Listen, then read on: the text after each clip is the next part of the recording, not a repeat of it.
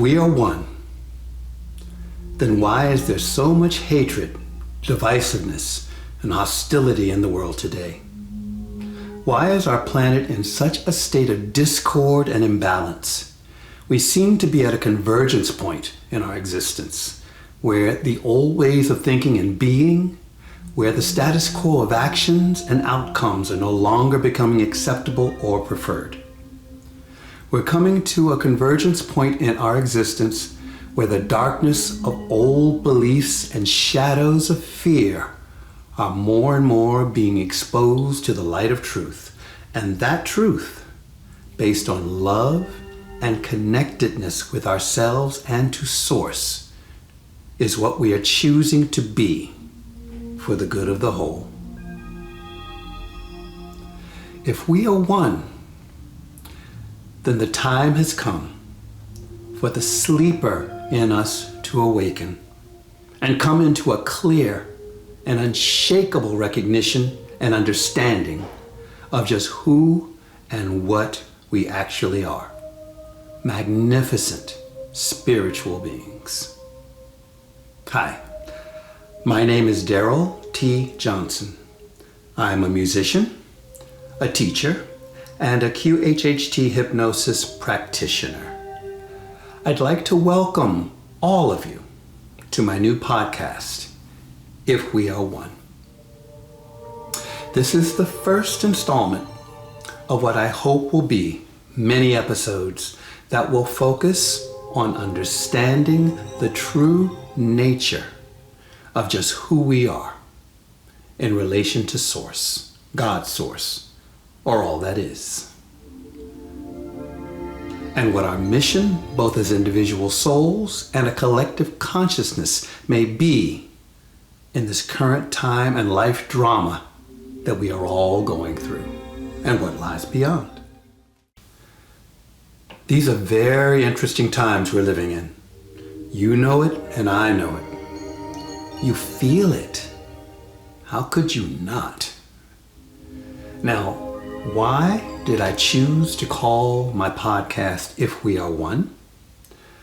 Well, I have long believed that if we are to evolve both as a human species and a collective consciousness, we have to once and for all rise above our petty and illusory notions of tribal identity and loyalty, the false notion that we are separate from our divine nature and reality, and fear-based belief systems that continue to plague us, separate us, oppress us, confuse us, and keep us believing in limitation and lack. Lack in the sense that there is not enough, and we have to get ours before someone else can get theirs. And limitation in that we have forgotten our own unique and brilliantly divine gifts, our own personal power and true potential as spiritual beings. The truth is, we are all wonderful, magnificent, divine spiritual beings. We've just forgotten who we are. This podcast serves as a wake-up call, a clarion call to all of you to listen to that smoldering ember inside of you, that inner voice or feeling nudging and pleading with you to awaken to your true self, that you, that we are one with all that is. Now, to be clear, I am not spouting any religious or spiritual belief systems here. Whatever you believe, if it works for you, by all means, believe it. Just know that there will come a point, if you are seeking truth for truth's sake, that you will outgrow old paradigms and intercessors and eventually become your own path to all that is. Have you ever heard of the term divine discontent? This is our hero's journey, our unique, individual and collective road to enlightenment. I myself, for most of my life, sought spiritual truth wherever I could find it, making mistakes along the way, but learning, observing, pondering, growing, and becoming more awake and aware with every obstacle and every insight. I personally have moved to a place in my own journey where I feel that I am now my own path to God's source. Now, I am no better or grander than anyone else. In fact, I personally believe that we all, at some point in the journey, must make that personal choice to find truth wherever it shows itself and trust your inner senses to determine its veracity. I openly call myself a spiritual free agent, but this is not a new concept. Simply consider the journey of some of the most enlightened spiritual avatars in human history: Buddha, Yeshua, Krishna, Confucius, Muhammad, and so many others. They were all seekers. They all went on a personal journey of discovery until they ultimately gained enlightenment as a direct result of their journey and their sincere, unique ways of finding their truth. We are no different. You are no different. We are all on that hero's journey. So I am here simply to do my part in evoking, or perhaps provoking, the creation, growth, and perpetuation of a oneness consciousness throughout our world. It's already happening. You only need to look around you. We just need more people to awaken to their true nature and continue on their journey in a self-realized way. Now, in order to do this, I believe that we must first establish what I would call a baseline of understanding. With this understanding and hopeful acceptance of these concepts, we can then move forward together to redefine who we are and what we can achieve in oneness to raise the collective consciousness of this planet. So, if you're with me, and if you're still listening to me, let's get started. First, I would like to lay out a few baseline truths that we all need to consider and ponder. These concepts are not new. They are as old as time itself, but their consideration may be new to many. I'm only planting seeds here in the hope that things will grow within each of you as it has already grown in so many others. For this episode, I'm going to focus on 4 key concepts. There will be more in coming episodes. Number 1, you exist. There's nothing you can do about it. You exist. You cannot unexist. You are here. You are conscious, aware, and an integral part of the whole, of all that is. Number 2, because you exist, you are worthy. I know that people sometimes have trouble with this, so let me reiterate. If you exist, you are worthy. God's source does not make mistakes. Let me put it to you in a slightly different way. If you were not worthy, you would not exist. And if you did not exist, well, you wouldn't know it anyway because you don't exist. But you do exist. You are here, right now. So in understanding and accepting this worthiness, don't you dare let any individual or group try to make you believe that you are not worthy. You are a divine being, loved by Source. You exist because of God's love for you. It was Eleanor Roosevelt, the First Lady and wife of President Franklin D. Roosevelt, who once said something most profound. She said, and I quote, "No one can make you feel inferior without your consent." Let that one sink in for a bit. No one can make you feel inferior without your consent. Do not allow anyone to make you feel inferior or unworthy. If they try, do not give them your consent. Do not believe it in your heart, for you are worthy. Number 3. This is an important one. You are not a human being having a spiritual experience. You are a spiritual being having a human experience. Now let's ponder that one for a bit. For this is a fundamental and necessary paradigm shift in our perception of who we are. This is a foundational understanding of what I personally believe is the essential shift we need to take in the identity of our collective consciousness. It is the essential shift that I am certain will move us both individually and collectively into a changed state of spiritual connectedness and oneness consciousness. When you make this conscious shift in your perception of self, it transcends race, it transcends ethnicity, it transcends culture, it transcends gender identity, it overrides tribal mentality, because it opens us up to an understanding that we all come from the same place. All that is. It also, by extension, makes us aware of a profound truth. If we are all spiritual beings, then we are also eternal beings. We are unique, individual sparks of all that is. Now, we will certainly unpack that one in more episodes in the future, to be sure.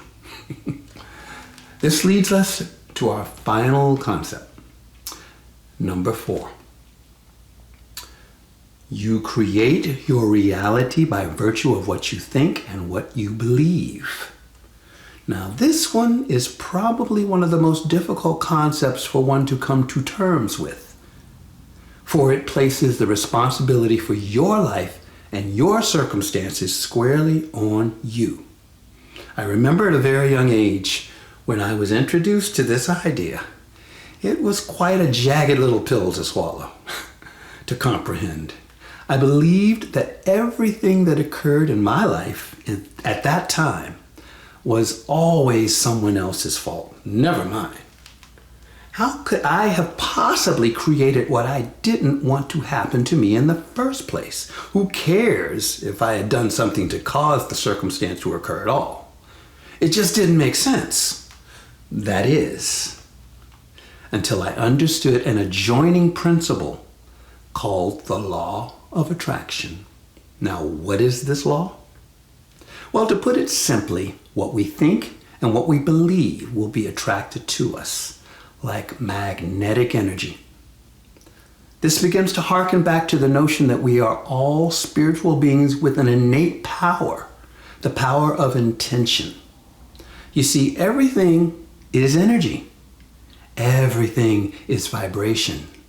And this energy is conscious. It is not a dumb force. But this energy is also neutral.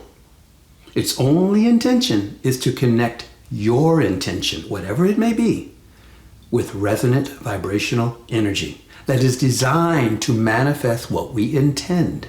Again, what we think and what we believe forms the foundation for what we experience, not the other way around. You may think that your experience forms your belief, but it only reinforces what you already believe, as in, see, I told you that would happen. You've heard that before. The thing that we fail to realize in this law of attraction is that it brings to you what you keep your attention on. For example, you may say that you don't want to be sick or poor or in a particular circumstance that is not what you prefer. But the constancy of attention on what you don't want is the very thing that resonant energy believes you do want, because your energy of intention constantly keeps it alive. Better to focus on the things you actually do want and place your attention on the creation of that instead of being fixated with what you don't want. A great illustration of this was when Mother Teresa reflecting on when she was asked why she would not attend an anti-war protest, said, I was asked why I don't participate in anti-war demonstrations. I said that I will never do that, but as soon as you have a pro-peace rally, I'll be there. Now notice the shift in her intention. Not anti-war, but pro-peace. Now this subtle but profound shift in her focus illustrates the importance of clear intention of the things we do want to manifest in our lives. So in a nutshell, keep the focus on your goal, not your problem. Now address any challenge that you have to encounter, but shift your focus back as soon as possible on your goal. We'll talk more about that in future episodes for sure. So let these 4, maybe 5 concepts marinate in your consciousness for a bit. There's so much more to come, and we will definitely go through each of these concepts in much greater detail in future installments. But I think this is a good bit to chew on for the moment. Now, as I've said throughout, I understand that for many of you, these concepts, these different ways of thinking, may be new or unfamiliar, and in some cases may even fly directly in the face of your personal belief systems. But it is nonetheless where we need to move to in order to understand our collective identity. We are all spiritual beings. And as I mentioned before, we live in eternity. We happen to inhabit a body, but this body is not who we are. It never was. We will eventually discard it anyway and just become pure conscious energy. We are soul, a divine spark of all that is. As a QHHT hypnosis practitioner, I work with clients all the time, moving them through past life regression experiences and later connecting them to their higher selves, the part of them with all the answers. When they are brought back to human consciousness and listen back to their recorded sessions, they are always astonished by the level of detail in their experiences shared in their own voice, as well as the revelations of lives and histories that they had never before even thought existed. Through these experiences, traumas are often lifted, karma is resolved, and in many cases, healing, both emotionally and physically, can result. It's an incredible process, and I'm always amazed at the outcomes and humbled to be a part of such an amazing modality. Now, the last thing that I would like to leave you with as we begin this journey together is follow your heart, trust your gut. We all have a personal barometer of understanding inside of us as to whether a thing is true or not. It is not the mind, it is the heart, it is the gut. If you have ever followed your instincts in this way, you know what I'm talking about. It's a feeling. It's not a mental process. Trust it. At the very least, ask yourself if what you are currently believing or doing is working for you. Well, if so, great. If not, perhaps this is a synchronicity moment, giving you permission to shift and follow your higher self to go where truth may lead you. I'm just one person. I'm just one voice. But I come to you with wholehearted sincerity, hoping that you exercise the healthy skeptic that is inside all of us. If a thing rings true, if it resonates with you, trust it. If it doesn't, let it go. For ultimately, you will find your own path back home. Trust your higher self. We will be discussing more and more baselines of understandings in the next few episodes. Digging deeper into core principles that are in many ways the foundation for a new and higher vibration of spiritual growth and understanding. So, if what you have heard so far resonates with you, please like and subscribe and share with others. I hope you will join me on this journey, and I thank you so much for taking the time to be a part of this maiden voyage of If We Are One. Until next time, I'm Darrell T. Johnson. See you again soon, and if we are one, let's all live in peace, love, and joy.